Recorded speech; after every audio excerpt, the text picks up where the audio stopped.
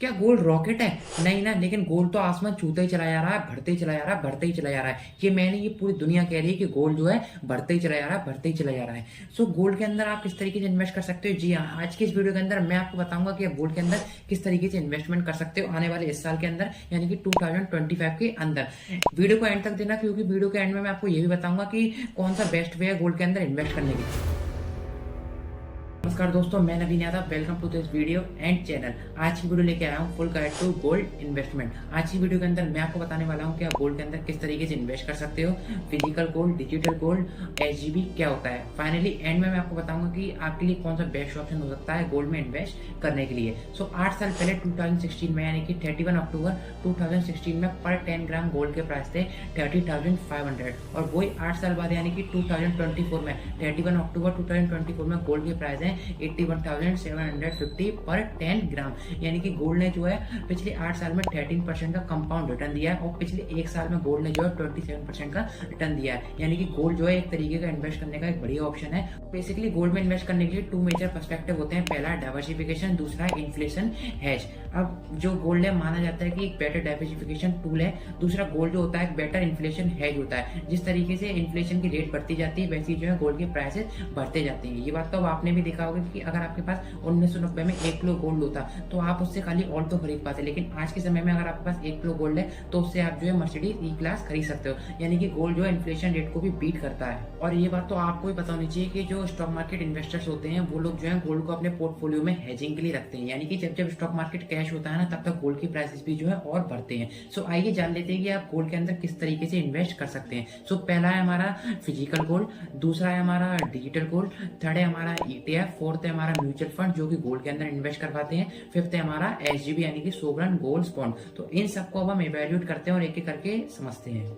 तो सबसे पहले अगर हम बात कर लेते हैं फिजिकल गोल्ड्स की, तो आप फिजिकल गोल्ड्स के अंदर सबसे पहले बुलियंस खरीद सकते हो या फिर आप ज्वेलरीज खरीद सकते हो। अगर आप बुलियंस या फिर ज्वेलरी खरीद रहे हो तो आपको उसके लिए क्या क्या चैलेंजेस फेस करने पड़ते हैं, पहले तो ये देख लेते हैं। सबसे पहले आपको एक अच्छा खासा ट्रस्टेड ज्वेलर जो है फाइंड करना पड़ता है, जो कि आपके संग फ्रॉड ना करते, आपको जो है गोल्ड बेकार सा ना दे दे। ठीक है, दूसरा इसका पॉइंट है आपको मेकिंग चार्ज पे करना पड़ता है। जब भी आप गोल्ड को खरीदते हो तो आप रॉ गोल्ड तो खरीदते नहीं हो, आप बना बनाया गोल्ड खरीदते हो, रिंग, ठीक है, चैन। तो अब जब भी आप वो गोल्ड खरीद रहे हो बना हुआ, तो उसके कुछ चार्जेस होते हैं, मेकिंग चार्जेस, तो वो आपको जो है ज्वेलर्स को पे करने पड़ते हैं। तीसरा पॉइंट है आपको 3% जीएसटी पे करनी पड़ती है जब भी आप फिजिकल गोल्ड को बाय करते हो। और इसका फोर्थ पॉइंट है आपको स्टोरेज कॉस्ट देनी पड़ती है। अब आप जब भी गोल्ड खरीद के आओ तो ऐसे तो उसे रख नहीं दोगे कहीं पे भी, तो आपको उसके लिए घर में अच्छा खासा लॉकर रखना पड़ेगा। तो उसके लिए आपको लॉकर लाना पड़ेगा या फिर आपको जो है बैंक में अपने गोल्ड को स्टोर करना पड़ेगा। तो आपको वहाँ पे स्टोरेज कॉस्ट जो है पे करनी पड़ेगी।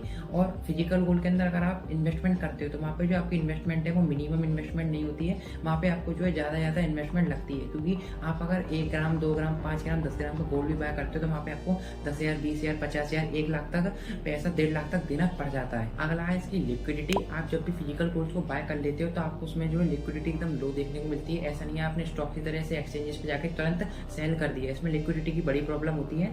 लेकिन जो फिजिकल गोल्ड होता है वो आपको इजीली अवेलेबल जरूर हो जाता है अपने आसपास की ज्वेलरी शॉप में से। अब आपको लगता होगा कि जब भी हम फिजिकल गोल्ड बाय करते हैं तो हमें कोई भी एक्स्ट्रा इंटरेस्ट मिलता है, तो फिजिकल गोल्ड बाय करने पे आपको कोई भी एक्स्ट्रा इंटरेस्ट नहीं मिलता है। देखो पहले तो गोल्ड में बहुत ही फ्रॉड हुआ करते थे, धांधलेबाजी हुआ करती थी, लेकिन अब कुछ रेगुलेशंस के कारण गोल्ड जो है हॉलमार्क के थ्रू वेरीफाई होके आता है। अब बात कर लेते हैं फिजिकल गोल्ड्स के टैक्स सिस्टम पे कि फिजिकल गोल्ड पे आपको बेचने पर कितना टैक्स लगता है। तो अगर आप 2 साल से ज्यादा फिजिकल गोल्ड को अपने पास स्टोर रखते हो तो आपको long term capital gain tax लगेगा, जो कि 12.5% का होगा। आते हैं डिजिटल गोल्ड पर। डिजिटल गोल्ड जो आपको ऐप से अवेलेबल होते हैं, जैसे कि फोन पे, डिजिटल गोल्ड, ऐसे बहुत सारे जो एप्स हैं आपको डिजिटल गोल्ड जो है बेचते हैं। अब डिजिटल गोल्ड के कुछ एडवांटेजेस भी हैं, कुछ डिसएडवांटेजेस भी हैं। तो आप देख सकते हो डिजिटल गोल्ड जब भी आप खरीदने जाते हो तो आपको उसमें कोई भी मेकिंग चार्ज नहीं देना पड़ता है। इसके अंदर आपको जीएसटी फिर भी देना पड़ता है। इसके अंदर आपको कोई भी स्टोरेज की कॉस्ट नहीं देनी पड़ती। और इसका सबसे अच्छा एक और एडवांटेज है, बेनिफिट जो है मुझे लगता है कि आप इसके अंदर जो है 1 रुपए से भी इन्वेस्टमेंट चालू कर सकते हो। अब लिक्विडिटी की बात करें तो लिक्विडिटी इसकी एकदम जबरदस्त है, हाई लिक्विड है। आप उसको अपनी मर्जी से कभी भी बाय सेल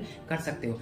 इंटरेस्ट जो है आपको इसके अंदर भी नहीं मिलता है। बस इसके अंदर 2 बड़ी प्रॉब्लम्स है। पहली रेगुलेशंस की, तो ये कोई भी रेगुलेटेड नहीं है। दूसरा, जब भी आप इसे ऐप से बाय करने जाओगे तो आपको वहाँ पे जो है बाइंग प्राइस ज्यादा दिखेगी, सेलिंग प्राइस कम दिखेगी, तो इसके कारण इनहेरेंटली आपको जो है लॉस हो सकता है। अगर इसके टैक्सेशन की बात कर लें तो इसके अंदर भी आपको अगर 2 साल से कम इसे होल्ड करते हो तो आपके इनकम में ऐड कर दिया जाएगा। अगर आप 2 साल से ज्यादा इसे होल्ड करते हो तो आपको long term capital gain tax देना पड़ेगा 12.5%। तो अब बात कर लेते हैं एक बार इसके थर्ड ऑप्शन पे, यानी कि गोल्ड के ईटीएफ में। तो गोल्ड के जो ईटीएफ में वो बड़ी पॉपुलर हो चुके हैं। इसमें बहुत सारे लोगों ने जो अपनी इन्वेस्टमेंट पहले से ही चालू कर दी है। तो आइए जान लेते हैं गोल्ड के ईटीएफ के अंदर अगर आपको इन्वेस्ट करना है तो उसके क्या क्या पैरामीटर्स हो सकते हैं। अगर आप गोल्ड के ईटीएफ बाय करते हो तो आपको उसमें कोई भी मेकिंग चार्ज नहीं देना पड़ता, कोई भी स्टोरेज कॉस्ट नहीं देनी पड़ती।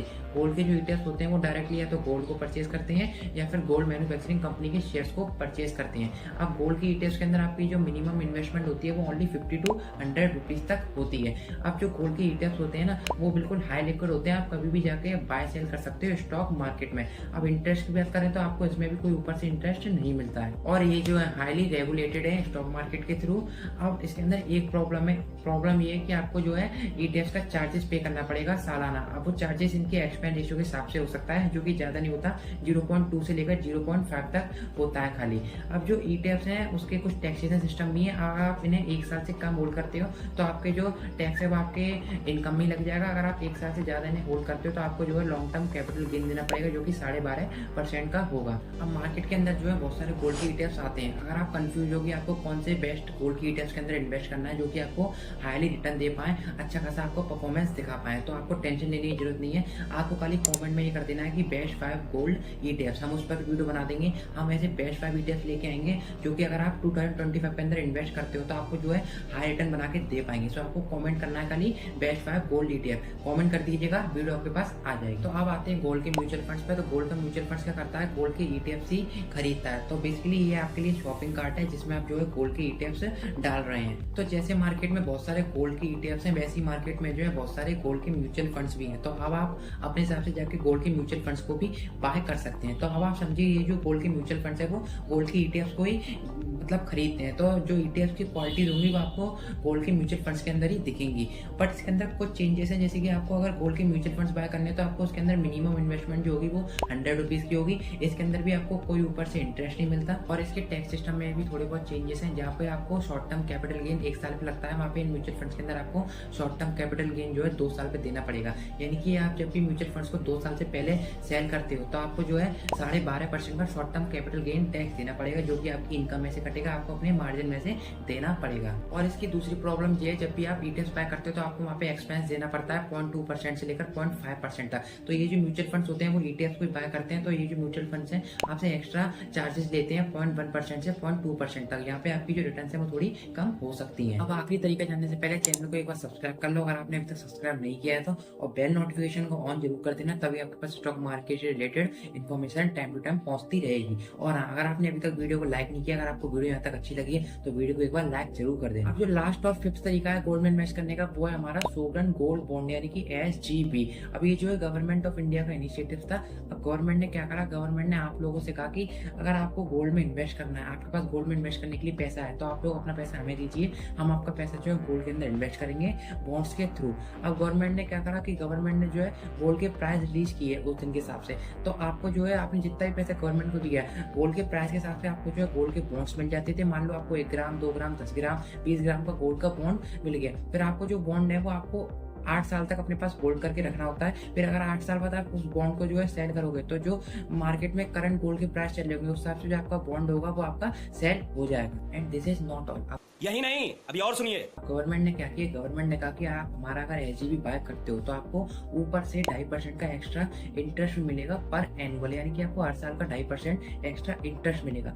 अब जब आपके फिजिकल गोल्ड के प्राइस बढ़ रहे हैं उस हिसाब से आपके बॉन्ड के प्राइसेस भी बढ़ते जा रहे हैं। अब आपको ऊपर से 2.5% का इंटरेस्ट मतलब देना गवर्नमेंट क्या पड़ी थी, तो गवर्नमेंट को ये पड़ी थी कि गवर्नमेंट को आपसे चाहिए था लॉन्ग टर्म के लिए पैसा। अब गवर्नमेंट को आपसे लॉन्ग टर्म पैसा चाहिए था ताकि आप जो उसके बॉन्ड्स है वो लॉन्ग टर्म तक होल्ड करें 2.5% के इंटरेस्ट के कारण। तो वैसे भी आप जो गोल्ड के बॉन्ड्स होते हैं वो 8 साल तक होल्ड करते हैं और 5 साल तक तो जो है आप गोल्ड को जो गोल्ड के बॉन्ड्स है उन्हें सेल कर ही नहीं सकते। तो एक और अच्छी बात थी कि मान लो आपने 1 लाख का गोल्ड का बॉन्ड बाय किया था उस टाइम पे, अब आपने जब गोल्ड का बॉन्ड सेल किया तो वो 1,10,000 का था, तो यहाँ पे आपको 10,000 का प्रॉफिट है, आपको उसके अपने प्रॉफिट पर यानी कि अपने गेन पर कोई भी टैक्स नहीं देना था। ये सबसे अच्छा खासा इसका बेनिफिट था। दूसरा, आपको मेकिंग चार्ज तो देनी नहीं थी, इसके अंदर स्टोरेज कॉस्ट भी देनी नहीं थी। अब इसमें प्रॉब्लम ये थी कि जो इसकी सप्लाई थी वो थोड़ी लिमिटेड थी, यानी कि RBI खाली ये स्कीम साल में 4 बार लेके आती थी, और अब तो RBI इस स्कीम को जो है लेके भी नहीं आ रही, क्योंकि गवर्नमेंट ऑफ इंडिया ने भी ये नहीं सोचा था कि गोल्ड के प्राइस जो इतने अच्छे खासे ग्रो कर जाएंगे। लास्ट बार जो SGB की स्कीम आई थी वो फरवरी 2024 में आई थी, तो अब तक पॉसिबल नहीं है कि आप SGB के अंदर इन्वेस्टमेंट कर पाओ,